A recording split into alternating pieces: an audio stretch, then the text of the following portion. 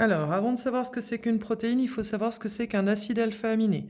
Un acide alpha-aminé, c'est une molécule qui possède à la fois le groupe carboxyle, mais aussi le groupe amino, tous deux liés au même atome de carbone. Vous repérez le carboxyle ici, vous repérez l'amino ici. Tous deux liés sur le même atome de carbone, c'est lui. J'ai mis un petit cœur à la définition, c'est une def que vous devez connaître en terminale. Je vous ai mis trois exemples d'acides alpha-aminés. Vous avez ici la glycine, on repère bien le COOH et le NH2, tous deux liés sur le même atome de carbone. Je vous ai mis ici l'alanine, on voit bien le COOH et le NH2, tous deux liés sur le même atome de carbone. Et la valine, eh bien pareil, le COOH et le NH2, tous deux liés sur le même atome de carbone. Alors, qu'est-ce qui se passe quand on veut regarder les protéines? Les protéines, c'est quoi? C'est simplement un enchaînement d'acides alpha-aminés qui se sont accrochés entre eux.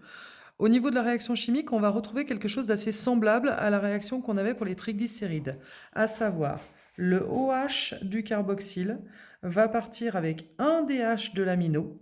Donc là, ça va faire OHH, c'est-à-dire H2O. On retrouve notre H2O ici. Comme dans la réaction précédente, il s'agit d'une condensation, on n'a pas apparition d'une molécule d'eau. Et puis, ce C va venir s'attacher sur le N, d'où le fait qu'on obtienne un C double liaison O, NH. C double liaison O, NH. Il ne reste plus qu'un H puisqu'on en a enlevé un. Et ensuite, vous remarquez qu'on a tout le début ici qui est conservé et toute la fin de la molécule qui est conservée. On obtient ici une liaison peptidique, c'est cette liaison qui a été formée entre le C double liaison O et le NH. Et on appellera ça un dipeptide. Pourquoi? Parce qu'il y a une liaison peptidique entre deux acides alpha-aminés. Je vous l'ai symbolisé comme ça. Un acide alpha-aminé plus un deuxième acide alpha-aminé. Ils vont réagir entre eux. On va créer une liaison peptidique entre les deux et libérer une molécule d'eau. Pour une protéine, c'est quoi? C'est juste ça, mais un plus grand nombre de fois à la suite.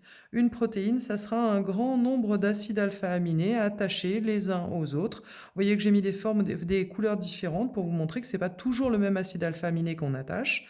On pourrait par exemple faire, si je dis que le gris c'est alanine et puis le noir glycine et le blanc valine, eh bien on aurait attaché alanine, alanine, j'ai dit quelle couleur, je ne sais plus, valine, glycine, alanine, valine, valine.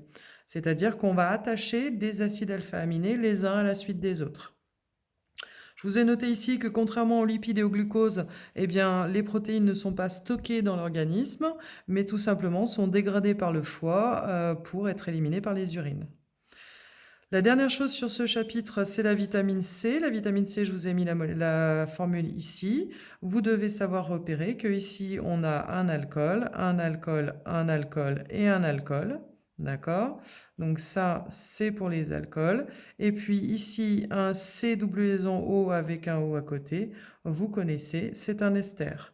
Du fait de la présence de COH, eh bien, la molécule de vitamine C est très soluble dans l'eau. On dit qu'elle est hydrosoluble. Et puis, c'est aussi une molécule qui est réductrice et acide.